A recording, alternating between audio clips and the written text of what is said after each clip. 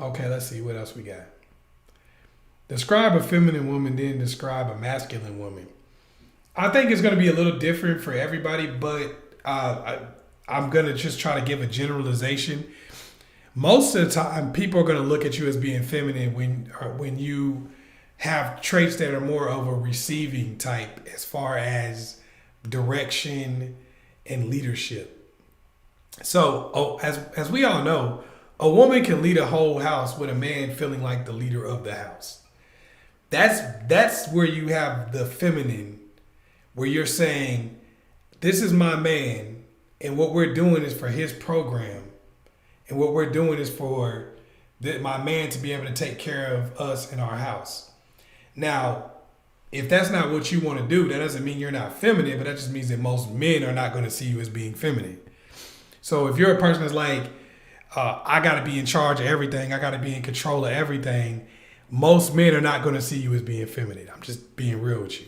So they're not going to act masculine in terms of what you might see as masculine, which more women are like leadership, protection, provision, things of that nature are generally what people see as masculine. Like, obviously, you wouldn't see a man as masculine if a burglar was downstairs in the house and he was like, "Nah, girl, you go down there and take care of that." Maybe in the chat, somebody might say they see that as masculine, but let's be real. We're talking about generalizing. We're generalizing, and generally, no woman is going to see that as masculine. So if you want that type of thing, if you want somebody to be masculine with you, then you're going to have to show, hey, this is where I'm softer. This is where I'll defer to you. When we have conversations, I'll speak to you in a respectful tone. I'm not going to be all aggressive with you and things of that nature. I'm going to accept direction and leadership from you because that's part of me feeling like, because I have to do that a little bit, because if I don't, then when situations come up in there 50-50, then you're going to feel like I got just as much reason to do it as you.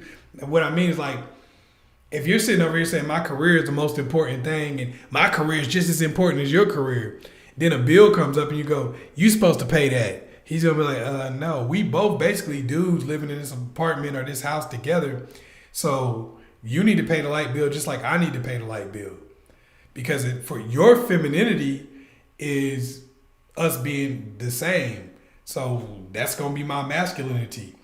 So it depends on, like, just to kind of try to answer your question and wrap it up. Masculinity is always going to depend, and femininity are always going to depend on each other. If you want someone to behave a certain way to you, because masculinity is going to be defined by you and him and what y'all agree upon, not really necessarily what I say. And femininity is going to be the same way. But normally what's going to happen is, if you present yourself as a woman who doesn't want to take leadership, who doesn't want to kind of defer to their man, then he's going to expect you to take the same level of responsibility in everything you do.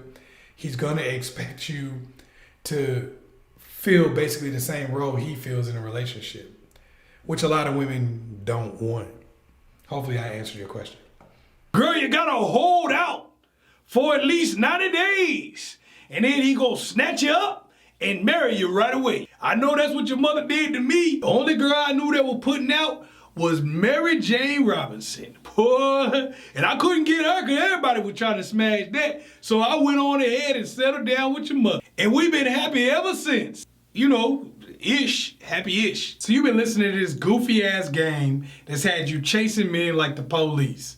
Well, click the link below and check out the How to Get Them to Chase You masterclass.